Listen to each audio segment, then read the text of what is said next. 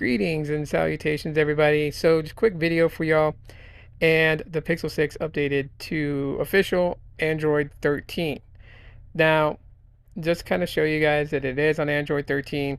And this is not so much as like a review of what's changed or new things that's been added in, but just to show you guys that it is available. So you might want to check on your device to see if the update is available.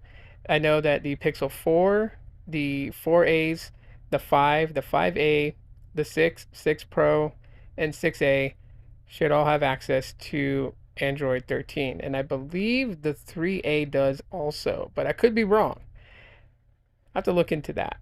But anyways, playing around with the Easter egg here, I thought I would do this just for fun. And it's kind of funny, you just keep long pressing on the Android 13 inside the little clock widget, and it changes all the emojis around the Android 13. So just something kind of cool, kind of funny to just kind of play around with. But anyways, that's pretty much it, right? Android 13 is now officially available. So check your devices to see. And if it's non-pixels, couldn't tell you when the OEM wants to update from your end.